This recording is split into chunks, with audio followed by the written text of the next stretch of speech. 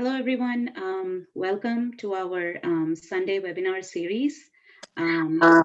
Today's topic, as you all know, is on sustainable packaging, and the guest speaker for today is Dr. Sandeep Kulkarni.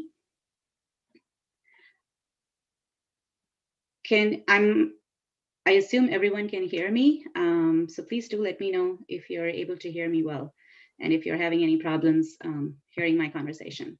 So yeah, okay, so it looks like I'm fine, so I'm going to continue. So thank you everyone again for making it to our Green Cell webinar. We'll be starting our webinar in a few minutes. Please do follow us on Facebook, Instagram, and on our recently launched website, and stay informed of our upcoming events. So before we get into our webinar and start talking to our guest speaker for today, Dr. Sandeep Kulkarni, I just wanted to take a few minutes to talk about our organization, Green Cell. We are a nonprofit organization, and as part of our efforts, we run several community projects, such as cleanup drives, food rescues, and recycling campaigns. Our aim is basically to help everyone to incorporate small and big green changes in our daily environment, so we can be more conscious of what impact we have on the environment. So our aim, simply put, is to make or help everyone go green. Here's a short video about our Green Cell.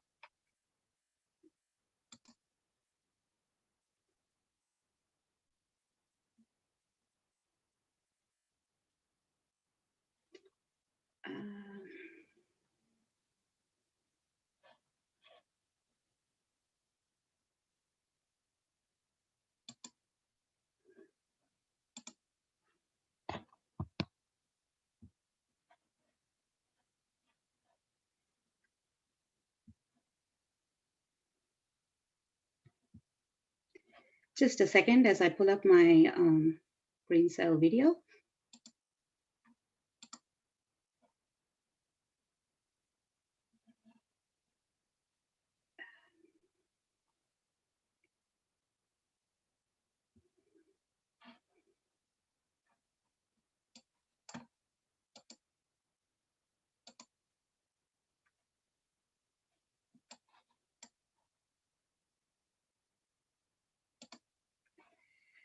Just give me a second, guys.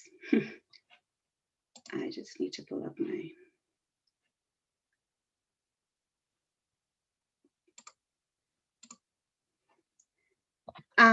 Let me play the video once I get the video, the link to the video. I'm going to continue talking about our website, or if one of my technical people can help me play the video, that would be great.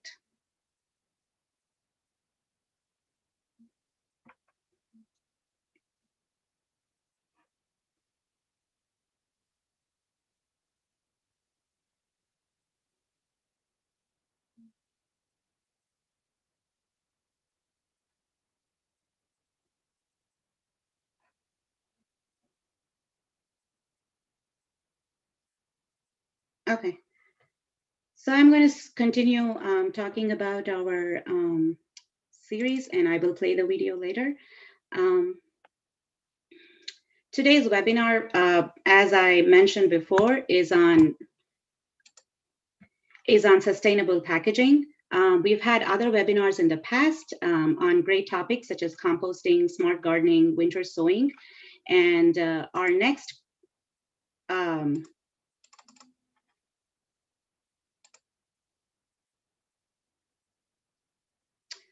webinar is on vermicomposting, which will be hosted by Ganesh Krishnamurthy. And this is, again, a free webinar, which will happen on April 11th. So please do join us and learn how to compost with worms and produce a rich organic soil, which will be definitely beneficial for you as you start doing more gardening next month. A little bit of housekeeping rules as we get into our webinar. We'll have all attendees on mute so that we can hear our speaker clearly. If you have any questions, please do share it in the Zoom or YouTube, Facebook link, or do send us a message. Our volunteers are monitoring the chat windows, and we'll get all your questions to our speaker. They will try to answer them either towards the end or after the session. And if you have any other questions after the session, please email them to greencellatl@gmail.com.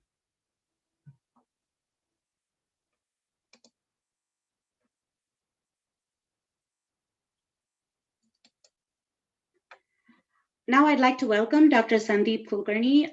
He is our guest speaker for today, and he's a consultant on product development, business development, and education and instruction in sustainable packaging. He has 20 plus years of industry experience in the paper, plastic, and bioplastic-based packaging. He's worked for companies like International Paper, Georgia Pacific, PepsiCo, and has consulted or worked closely with major CPG brands such as Starbucks, McDonald's, and Amazon. He's been elected to the Executive Board of Sustainable Packaging Coalition for a 3-year term, and he's been a co-host of our podcast called Cool Pods with Deepa Kulkarni. So I take great pleasure in welcoming Dr. Sandeep Kulkarni. Hello, Dr. Sandeep Kulkarni. Hello, Nirupama. It's a pleasure to be here. Thank you for that very kind introduction, and also kudos to Green Cell for doing such a great job in promoting green living and green resources in our community here. So again, it's a great pleasure to be here today and to talk a little bit more about sustainable packaging. Yeah, thank you. Thank you so much for those kind words, and thank you for making time today to talk to us about packaging. One of the things that I was thinking about as I was looking at the topic was the fact that products during the whole product's life cycle, packaging plays a very important role in bringing it to the consumers. But then we as consumers don't really think about packaging when we are making decisions. When we are buying certain products, we think about other stuff like how is the product and what is inside the product, but it does not tell us about the packaging itself. So I don't think about it. So I'm pretty sure there are other people also who are interested in knowing about what can packaging do to us and how can we as consumers learn more about packaging to make more informed choices.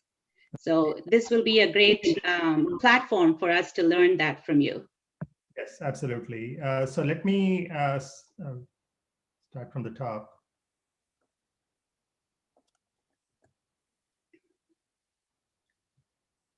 Okay, I hope everybody is able to see my presentation. I'm going to start the.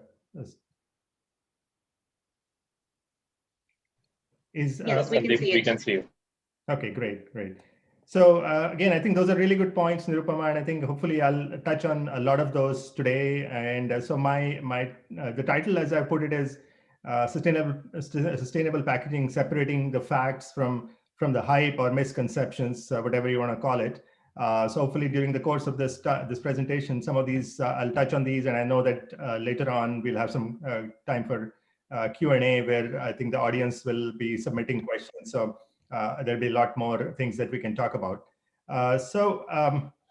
Let's start off by trying to gauge the perception or understanding that our audience today has about what is the role of packaging. And what I would like to do is actually, we would like to conduct a little a survey or a poll with our audience just as a kickstart to kickstart this discussion. And what I would like to have our audience do is to pick one of these three choices in terms of what they think the main role of packaging is. So if they go out and buy a food product or a beverage or something, what is the packaging actually doing for them? So A is it serves no other purpose other than just being a carrier for the product. So it's just conveying the product from the store to their home. The second one is it serves as a way of advertising, so companies can actually provide some advertising messages. And the third one is actually helps keep the product fresh and reduce spoilage and maintain the shelf life of the product. So let's give it I think 30 seconds for the audience to respond and see what the results are at that point. Yeah, that's quite an interesting question. Yeah.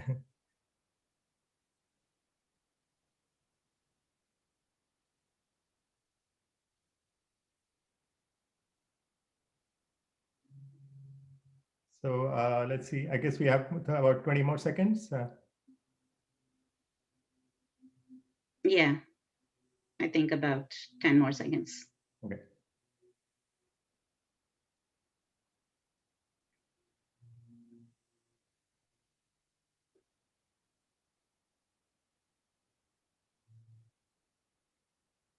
Okay.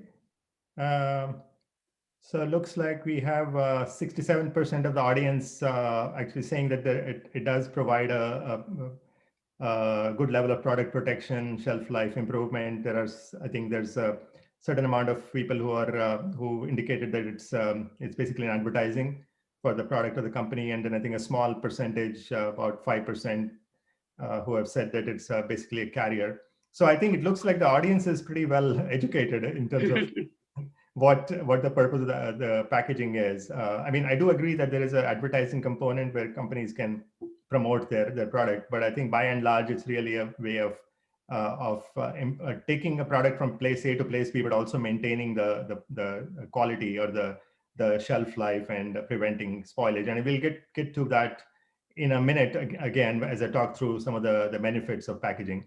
But let's start off by looking at some of the problems that are coming up because of all the packaging that's proliferated. I mean, all the time, anytime we go to a grocery store, everything is packaged these days.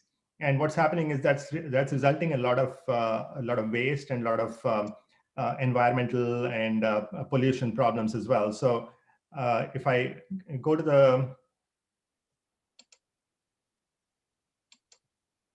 Okay, go to the next slide there. I think I don't have to spend a lot of time. I think we've all seen, or we've been all exposed to these issues about plastic packaging in particular becoming a pollutant both on the land and in the ocean. We've seen pictures of turtles with plastic bags and all kinds of maybe rings around their necks and all that. So it's I think that the public is quite well aware of some of the issues that are the major issues that plastic litter and plastic pollution is causing, both on the land and in the ocean. So it is a real problem. So I think I guess, as I said, we all agree that plastics are a source of a big problem. But as I mentioned earlier, there is a reason that these are being used. I mean, it's not just an accident that plastic packaging has proliferated so much. I mean, you don't really see anything today without some degree of plastic packaging or some kind of packaging. And one of the biggest reasons is that, as we mentioned earlier, is it's a big source of preventing spoilage. And I think, I believe, Nirupama, that one of the previous webinars talked about this concept of greenhouse gases and what our carbon footprint. And what carbon footprint really is that it refers to the entire amount of greenhouse gases that are produced, either directly or indirectly, to support a person's lifestyle. So anytime you make a pound of food, for instance, you grow rice, you grow wheat, or produce milk, there is a certain amount of environmental impact that it causes, because you have to produce, it releases a certain amount of gases as a part of that process. And what happens is, if that product actually spoils, so let's say a gallon of milk goes bad, you're actually losing all that energy and all that environmental impact that you've used to create that product, and you're basically losing it, and you have to produce that all over again. So what packaging does is, by using a small amount of packaging, you can actually reduce this huge carbon footprint from spoilage of food. And so it's not always possible to get rid of packaging or even plastic packaging completely if you want to preserve and protect the food to the extent that to extent that it's required. So with that in mind, let's do another poll. And I think this time what I wanted to ask the audience was, can you take an estimate or a guess at how much more is the carbon footprint of 1 pound of cheese? That means if you take a pound of cheese and it goes bad, how much bigger is the carbon footprint from that versus the packaging that goes on that cheese? So let's say a film or some sort of a wrapping that goes on the cheese. So let's see what the audience says in this regard. So basically, we are trying to understand, how packaging does help us, right? Like, Yes. because otherwise the cheese would get spoiled. Exactly. Okay. Yeah. And the point is that I think that the energy and then the carbon impact that's used in producing that cheese is actually quite significant. So what this quiz or this poll will help the audience understand is how big is that impact, or how many orders of magnitude is it? Mm-hmm. Okay. So the results show, I think for most people are saying it's about 30 times. In reality, it's actually 52 times. So a pound of cheese actually going bad, the environmental impact or the carbon impact from that is actually more than 50 times what the impact of that packaging. So if you have a little bit of a film or something wrapping around it, the impact from that is 1/50th of that pound of cheese. And I think if you look at from a meat standpoint, for instance, I think I've seen numbers as much as 300 times. So like maybe a pound of beef or something that goes bad, because there's even more impact from meat products, because they take a lot of energy and emissions to produce that. So it can be quite significant, as this poll shows. So So again, it's a major impact. 50 times is not something that I would have imagined for for a pound of cheese getting spoiled versus plastic film on it. Exactly. So I think the bottom line is that the packaging is serving a very valuable role, but that does not minimize the fact that at the end of the day, if the packaging ends up as a litter or as a pollutant, you're not serving anybody in that sense. So True. what I'm trying to really put across is, I don't think it's feasible to get away from packaging, or it's not possible to eliminate packaging, because that could have a very much of a negative impact. But on the flip side, we have to look for ways in which we can uh, make it the right kind of packaging, so it has the minimum impact, or it has even sometimes a positive impact on the environment. Uh, so with that, let's move to let's look at what is the solution. I mean, especially how are large companies, large corporations in this field, so the likes of Coca-Cola, Pepsi, Unilever, what are they doing to really try to address this issue of especially plastic litter and packaging waste? So one of the things is that if you look at the public statements, or the goals of any of these large companies, they are now very heavily focused on the whole issue of packaging, and trying to minimize the negative impacts or the environmental impacts from the packaging. So if you look at, for instance, PepsiCo, where I used to work, we had a clear goal that 100% of the packaging will be made recyclable, and that some portion of the packaging will actually also be compostable. I think you mentioned about vermicomposting as Mm-hmm. a webinar. So packaging itself can be made compostable under different conditions, and I'll go into that a little bit more later on. So some of these things are really coming into focus as all the companies are looking at how do they make their packaging more sustainable, or more eco-friendly. And part of the reason is they are feeling a lot of pressure from governments, from public, and from different organizations. So I'll also talk about that in the next probably the next couple of slides. So But this, where does packaging, like when companies like these talk about packaging, do they talk about sustainability from the beginning? Is that like part of the process, or is it more something that comes towards the end when they have kind of understood what kind of packaging is required? Then they think about the sustainability piece of packaging. Where does sustainability come into this whole picture? yeah, that's a great question, Nirupama. Actually, many like about maybe a decade back, the way it used to be was, it was like an afterthought, as you mentioned. They had all this packaging, and then they would start to look at what can we do, how can we recycle it, how can we process it. But I think more and more what's happening now is companies are starting to look at it right from the beginning of the life cycle. So anytime they are coming up with a new package, let's say I've shown on this slide some examples of some bottles. So these actually came about because the company started looking at, right from the beginning, how do we introduce a bottle that's either fully recyclable or has 100% recycled plastic. and they work through that process to design the right bottle. So now I think, to your point, I think the thought process is now, how do we start with the right thinking to actually make the right kind of packaging at the end of the sort of end of the chain. Um, um, That's pretty good to know, because companies are thinking about it in the beginning rather than in an end. So it makes it much easier for them to weave it into the process, right? exactly.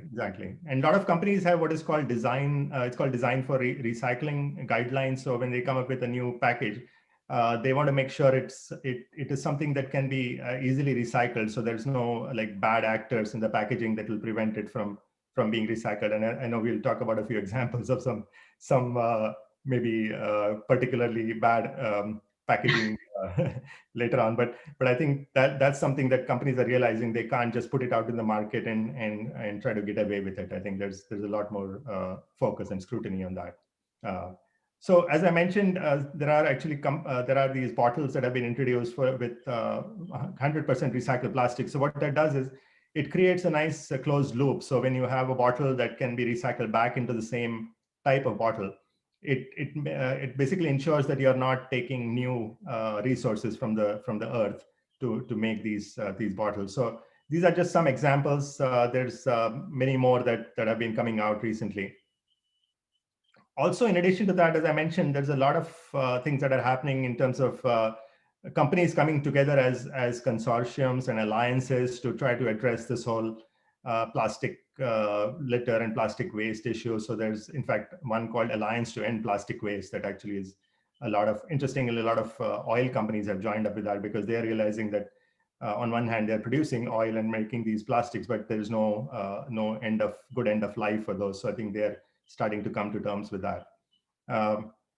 The other thing that's happening, as I mentioned to you, is a lot of governments and municipalities are actually passing regulations, because they are also realizing that this is getting to be a big problem. So I think some of our audience probably knows about all the work that's going on in Europe, where they're actually planning to ban a lot of single-use plastics, things like straws and cotton buds and things like that, which are really starting to cause a problem in the ocean. So I think as soon as later this year, they're introducing this single-use plastic ban. There are also a lot of bans that are coming into place for plastic bags, especially I think New York has enforced one last year. UK is doing that. So a lot of these regulations are, I think, really starting to force the hand of companies to really come up with something that's more sustainable and more eco-friendly, so that it doesn't end up as ocean or land litter. Yeah. So does it have to come from the government, only from the government, or is it more the responsibility of the companies themselves that have to work on this, from their end, think about the kind of packaging that they're using and be more responsible? Yeah, definitely enforcing these laws does help, right? Like it does put a pressure on these companies. Mm-hmm. So for example, you were talking about it happening in Europe, right? So what about those companies that have offices here? Like, for example, say Nestle. I guess Nestle is a European-based company. So Right. if they have offices here, does that law hold good here? How would they do it? No, I think that's a great point. I think what companies are also realizing is that they can't just sort of be reactive to some of these bans and these type of things, because they are now proactively trying to come up with sustainable packaging. So yeah, to your point, Nestle, I think whatever it does in Europe, it's going to have the same type of packaging introduced in the US and also in Asia. So Okay. they usually try to do it globally. The other thing that's also companies are starting to do is come together in terms of voluntarily come together to actually contribute money towards more recycling infrastructure, recycling organizations. So there is a lot more voluntary commitments that are starting to come together. Just again, I think they also companies want to avoid being forced to do something, because nobody wants to have to deal with regulations. So I think that's part of the Yeah. And it's bad PR, right, for them? exactly right. Yeah. Yeah. The other thing is also companies are realizing that their shareholder value actually depends a lot on the things that are doing for the environment. So in fact, a lot of the activist shareholders and all that really is forcing companies like PepsiCo and Starbucks and all that to make the right decisions. So again, I think money, obviously, money talks, if you want to say that. So I think that's also starting to work out. Okay. Um, So we talked about basically single-use packaging and packaging that has to be recycled or somehow composted at the end of its useful life. But there is also a lot of interest right now, a lot of focus on reusable, refillable packaging. And I think, Nirupama, a lot of our audience who are from India know that back when we were growing up, we always had glass bottles for milk that we would use and wash and return and would be refilled. So it's not a new concept. So, but I think it's just that people have forgotten about that because these disposable packaging has become so ubiquitous and so easily available that people have sort of have not thought of that. But I think now more and more people are starting to go back to those roots. And one example of this is a company called Loop, which is based here in the US, but they are starting to create these models of reusable and refillable packaging that they're trying to implement in, especially in major cities, because people there have an easier, I think it's an easier thing to return, to collect this packaging and return it and wash it and within a small geography versus if you try to do it in the Midwest or somewhere where people are really spread out apart. And I wanted to show a quick video about how this concept works to give our viewers an idea and how some of the in fact, big companies, the Pepsis and Unilevers, Procter and Gamble are actually buying into or contributing to this. So let me play that.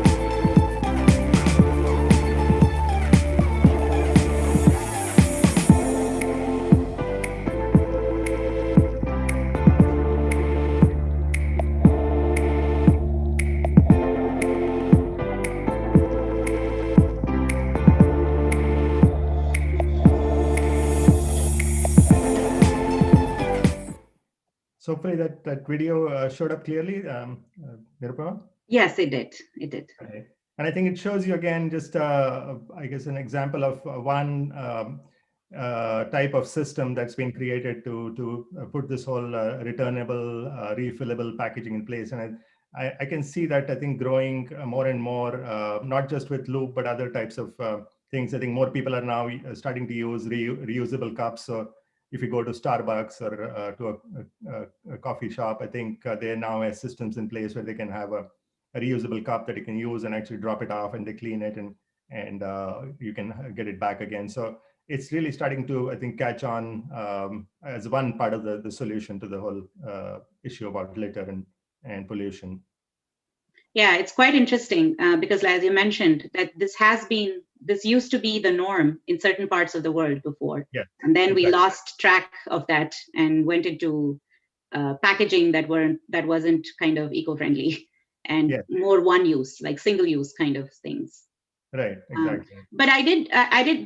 This brought up a point in my mind about the whole fact that it almost seems like the onus is on us as consumers. Like we have to buy the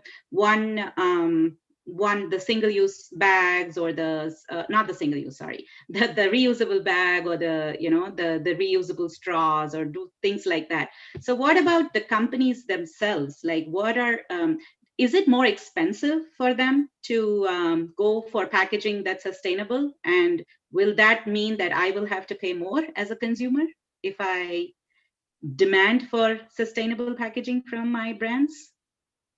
So it depends on the specific type of packaging. So for instance, this returnable concept I showed you, the loop, it does Mm-hmm. actually cost a consumer more, at least in the short term. I think, of course, if you look at it over the multiple uses, then I think it actually balances out, because initially the type of containers that you saw in that video, they are like really kind of very high quality, heavy duty type of like aluminum cans, and Mm-hmm. even the plastic bottles are actually quite heavy because they have to withstand all that washing and reuse and all that.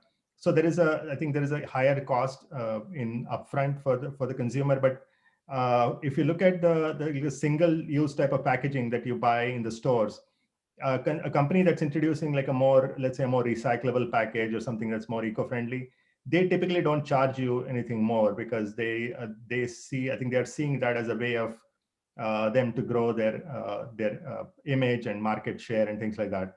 So Mm-hmm. I think in the long run, I don't think the consumer will have to pay more. I mean, I think maybe the short term, where there's limited choices and it's not the norm. Right now, some consumers who are like more environmentally friendly and who are aware of it, I think opt to pay a bit more for certain types of things. But I think in the long run, I think it's going to become a norm. Yeah, and I think it's a millennial thing too, right? Like a lot of millennials are, or they do tend to choose brands that are more environmentally conscious, Right. and as more and more millennials get into get into the buying stuff, I think they force these companies to think about choices not only about the products but also about the packaging. Exactly. And I think if they see that a company like Unilever sees that they're losing market share to another one that has Mm-hmm. uh, a more eco-friendly packaging, and like you said, the millennials are sort of gravitating towards that other company, they'll be forced to really, I think, make that switch. So I think, yeah, it's like it's going to be a pull effect that's going to happen. Okay, interesting. Yeah. So what I want to do then, I guess, conclude with is, I mean, we've seen that it's important to create sustainable packaging. There's a lot of work that's going on, but also there's quite a bit of misconceptions or hypes when it comes to how companies are promoting or positioning this, and sometimes it's difficult for you and I as a consumer to really make out when you go and buy a product from the shelf. Is the packaging really sustainable? Is it something that's maybe like a more of a greenwash on on the part of the company, or is it really providing a definite benefit?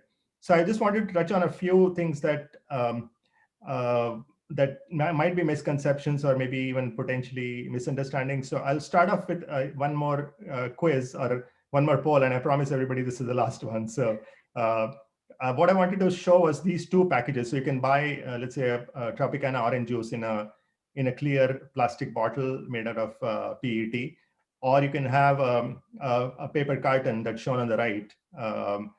That's I think people have seen also in the store. So let's take a quick poll to see which one of these two our audience thinks is more sustainable.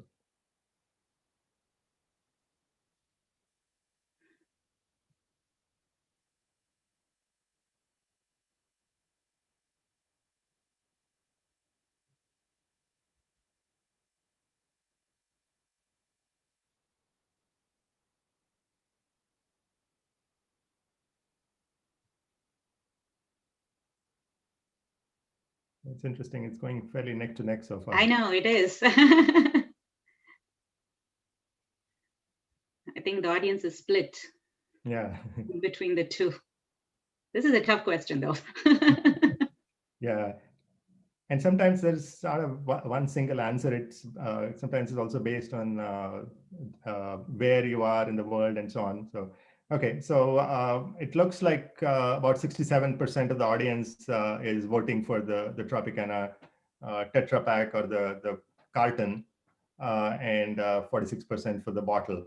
Now, this is interesting because I think I'm thinking one of the reasons that so many more people picked the Tetra Pak is because it's paper, and our general understanding or the consumer perception is that paper is better than Plastic. plastic. It's a renewable material. It comes from trees and all that.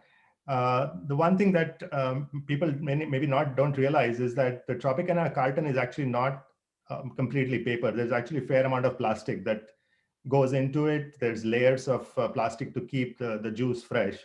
And sometimes there can be even a layer of aluminum because aluminum gives you, I guess, like maybe an airtight container where you can store, I mean, you can keep the juice for even over a year. So when you look at it, the point is that recycling something like that becomes very difficult when you have multiple layers of paper plus plastic versus like a plastic bottle, a PET bottle on the left side. It's all one material. It can be recycled very easily anywhere in the world. So again, it goes to show that sometimes the perception can be very different from reality. So I don't know. Did you find that surprising from your point of view, Nirupama? I found it really surprising because I would have guessed the same. That Tetra Pak is more sustainable than plastic, because that's how I would have thought about it. I did not know that it had so many layers, and it was less like it was more difficult to recycle a Tetra Pak than this. So if that is the case, then why are these brands, like for example Tropicana itself, why is Tropicana using both plastic and Tetra Pak? Why not just stick to the plastic one? That's a great question. Actually, in the US, like the larger container, they used to be like a half-gallon Tropicana juice box or a carton. That has completely been switched to the plastic for the same reason. I think that they wanted to go to something that was fully recyclable. I think the small ones are still around to some extent, but they're getting less and less popular. Now, one of the reasons that you see a lot of these Tetra Pak cartons overseas, like in India and other parts of Asia, is because they don't have like a way of transporting this juice in a cold chain, and it tends to spoil much faster if you don't have all those layers. Okay. So one of the reasons is, I mean, if you go to a store in India, you can buy a carton that will actually have a expiry date of 1 year or even sometimes even longer. So I think that's one of the big reasons that it's still being used in a lot of especially parts of Asia and the developing world. Yeah, I think I find it surprising here because we see it in the refrigerated section. So Mhm. I just always wonder. I thought Tetra Paks were ones where you could store them in your pantry without the need for refrigeration. That was one of the basic Right. uses of Tetra Pak. Yeah. I think one of the reasons they have not gone out of this in the US is I think more so for convenience. I think they have Hmm. like a straw and all that, and consumers like that when they're on the go. So, but I think more and more, I guess you'll see people shifting away from that. So, and I think that will send the signal to it's time to move away. And I guess it's the perception too. Like just now we saw in the poll that many people think Tetra Pak is more sustainable than the plastic. So Exactly. Yeah. it's probably the companies are feeling that they can still use Tetra Pak. Pretty Yeah. interesting. Right. So to that point, I think what I wanted to quickly mention is a couple of packaging myths that are very common that are out there. We already touched on the first one, that paper is not always more sustainable than plastic. You have to look at the whole the whole picture. What are the different things that go into making that package? The other one that's very common is that a lot of companies use this term biodegradable, and people think that something is biodegradable, they can throw it out in their backyard, or just if it's left on the ground, it will disappear. That is not the case. It's actually, unless it says compostable, and that too under certain conditions, it's not going to go away. It's not going to break down.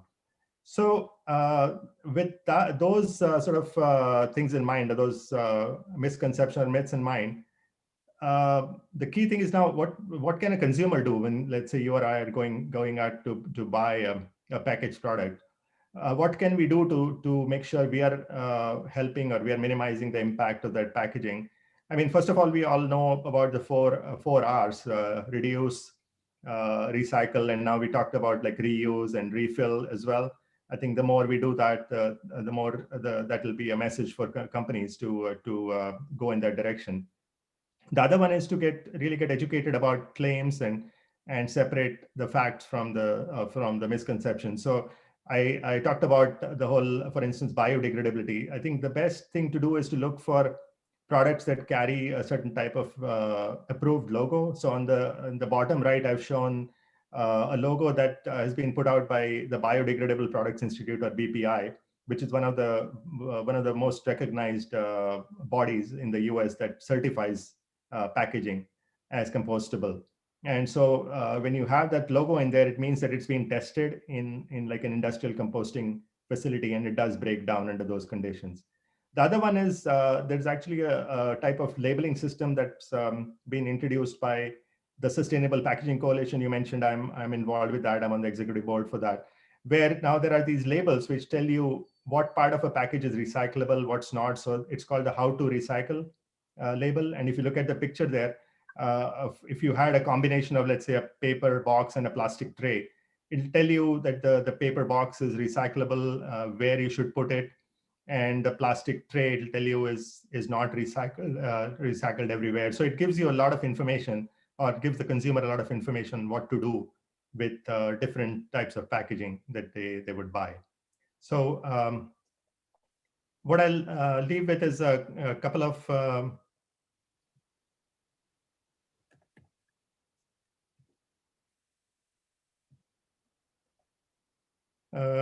actually, let me go back to one slide.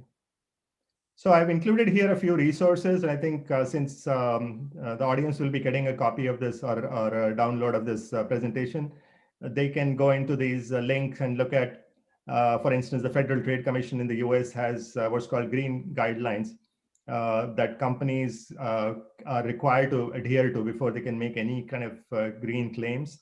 I mentioned about the how to recycle label or logo. And of course, there's the link for the Biodegradable Products Institute. So our viewers can go in there and see which products have been actually certified by the BPI as being fully compostable.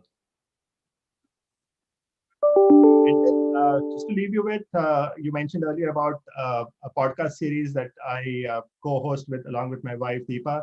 And again, what she tries to do is to include some of the most relevant and also most objective information. What she's been doing is pulling together facts and actual information about things like recycling, composting, to separate it again from fiction, and then interviewing the right people to get the right information. And I've also included my own email address here. If anybody would like to get in touch with me to get more information or any clarification, they're welcome to do so. So with that, let me turn it back over to you, Nirupama, and we can spend some time talking about any questions that our audience has. Yeah, this has been totally fascinating, Dr. Sandeep. One, because like I said, I never used to think about packaging. This is not something that's top of mind for me when I go shopping, but this has made me kind of think about maybe I should give more attention or pay more attention to packaging when I'm shopping for products. And the other thing that you brought up in almost your last couple of slides was the fact that it talks about being compostable. So sometimes I just look at words, the key words like recyclable, compostable. I don't really read the fine print where it actually says that it's compostable in industrial facilities, not in my backyard. Right? So that's very important to know such things, pay attention to such things, rather than just feel happy that I have bought a product that is compostable. Yes, exactly. It's all the good intentions are not going to do much good if it doesn't get composted. Yeah. Yeah, and I think we have some really good questions coming up in our from our viewers on Zoom and YouTube. So as the people, our volunteers are collecting and putting them in for me to ask you, I'm just going to play the video that I wasn't able to play earlier about Green Cell for a couple of minutes, so we can get the questions collated for you to answer for us. Okay. And thank you so much for this engaging, like all the information that you shared. I think it's given everyone food for thought. Great. Good to hear that. Thank you. Yeah, so let me share my screen.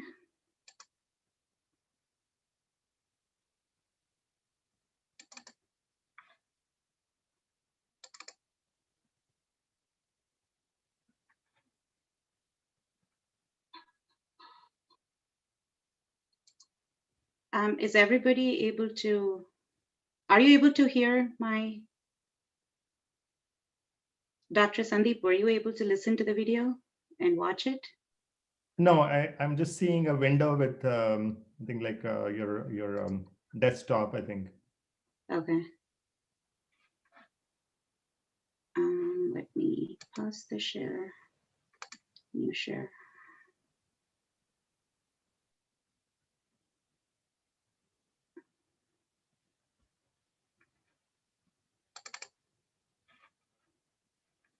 Yeah, there's something going on with this that's not making me share it.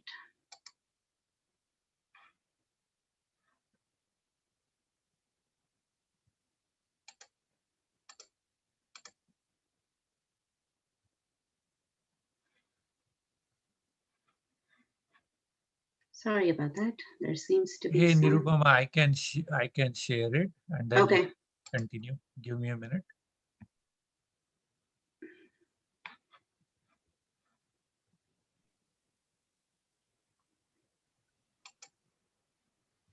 Yeah, just say technology is great when it works. I know. Final. Okay, please.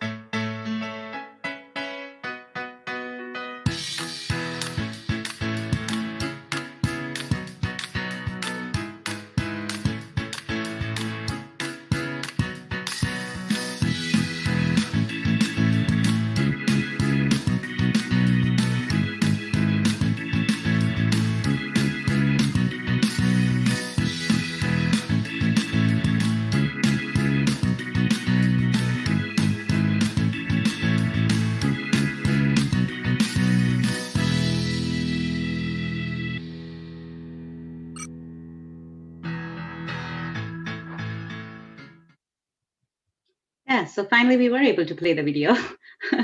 So this is just a short video clip showing what Green Cell does and how you can reach us.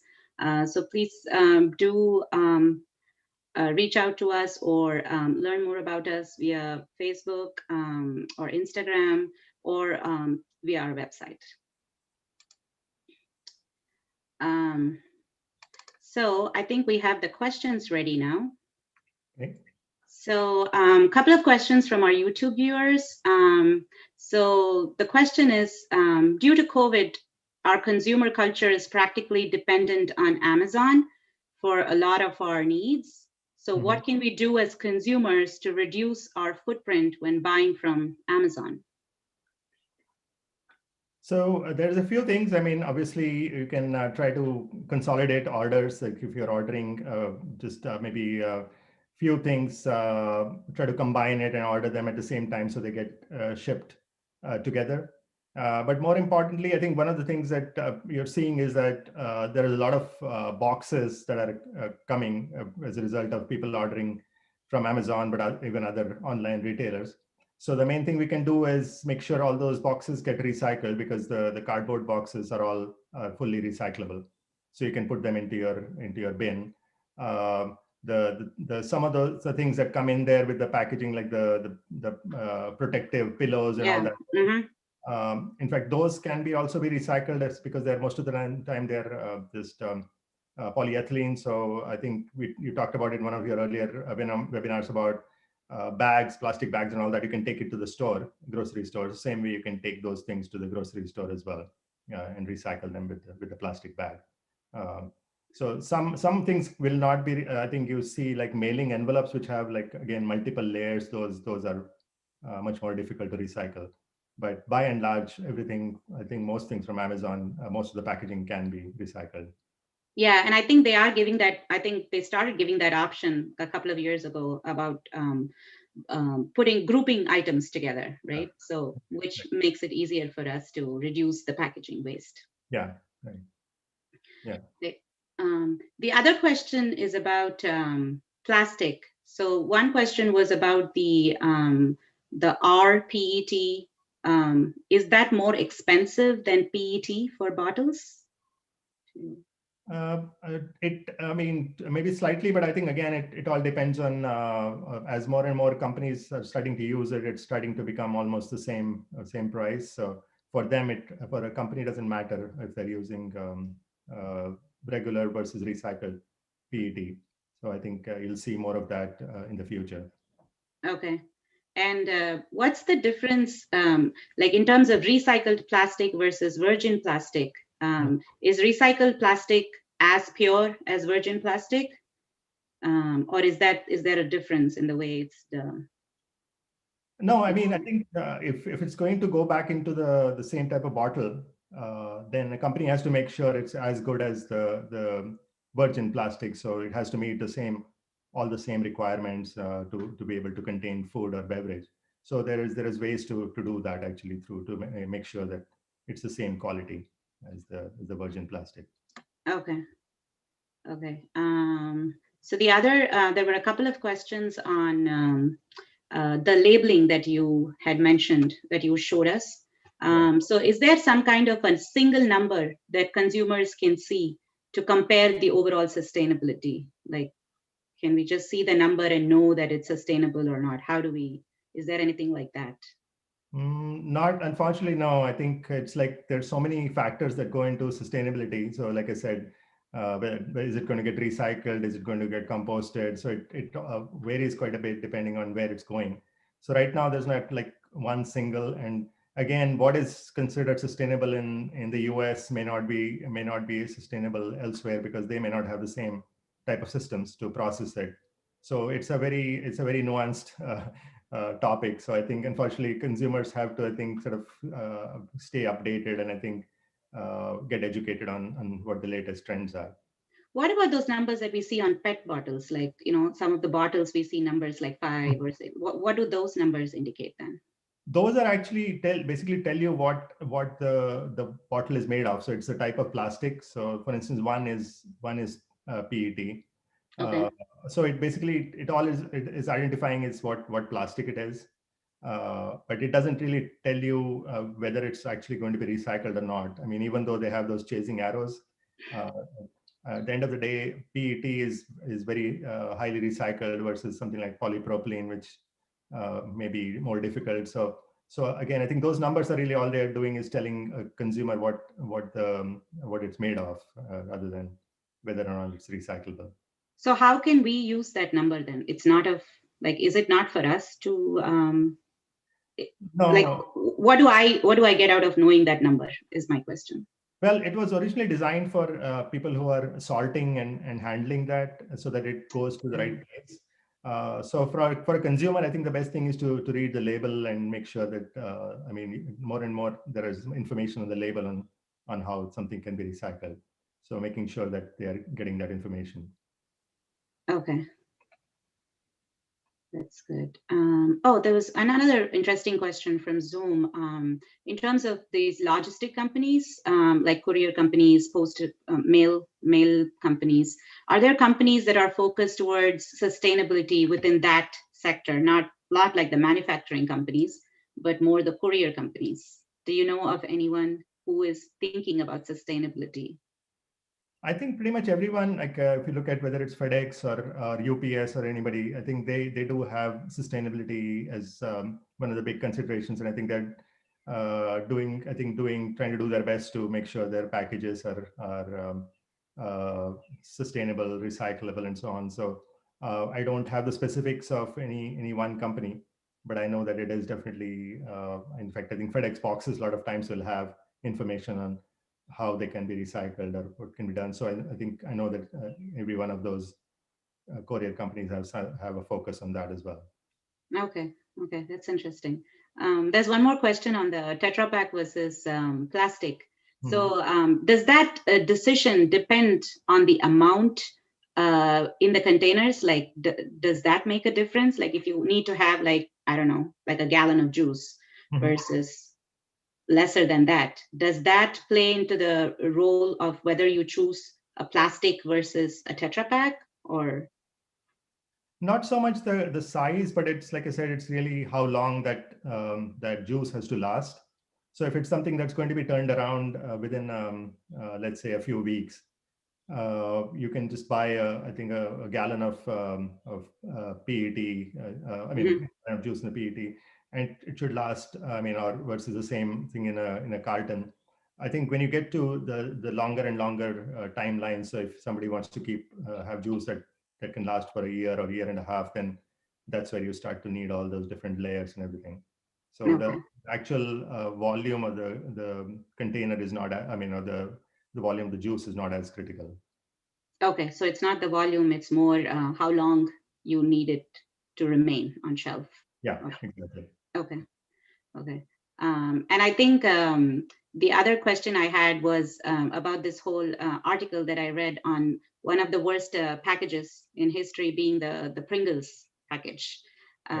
You know, I've read articles where they've been awarded the worst package, you know, because it's not very easy to recycle it at all. And I don't know if it does as good of a job of even protecting the chip, because half the chips are anyway broken when they come to us.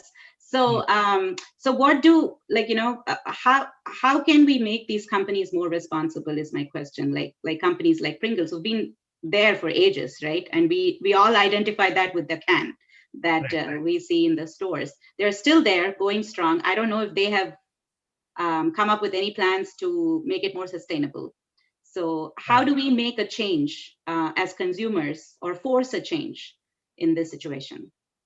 Well, I mean, I think to that point, I've read that Pringles has been, I think they've got the message, and in fact, they've been looking at ways to, because one of the big problems is there's so many different materials in that package, right? I mean, you have the sort of the cardboard type of outside, then there's a layer of aluminum inside. There's also a metal base or end cap. There's a plastic top. So it's basically a mixture of different materials. So I think they're trying to move towards more simpler construction. I think I understand they've gone to a kind of more simpler paper tube with a plastic lid and eliminated the metal at the bottom. And so there is, I think, certain level of improvement that is happening, although it's still somewhat of a complex structure. So I think one of the ways, as I said earlier, is consumers have the buying power, obviously. So they can demand or push a company to do the right thing by how they spend their dollars or their money. And the other one is, as I mentioned earlier, a lot of the activists or NGOs are also starting to do a lot of work in that area, trying to push companies to make the right choices. So whether it's large, I mean, like consumer products company or anybody for that matter, the investors and the activists are really playing a big role in helping push that. So, I think maybe in the near future you might see a completely redesigned Pringles can. Yeah, and that's the hope with all companies, not just Pringles, right? Any company, we want to make sure that they do keep sustainable packaging in the forefront when they're making decisions about packaging. Dr. Sandeep, it's been very entertaining and engaging for me to talk to you and learn more about packaging. Like I said, out of the 4 P's of marketing, I think this is one piece that I don't usually pay attention to, but now I've learned a lot more today, and I hope our viewers and listeners too have learned quite a bit more, and will learn to pay attention to packaging when they do shopping, and think about it when they buy products in the market from from today. So thank you very much for your time today, and thank you for giving us so much of information and sharing so much of your knowledge on this exciting topic.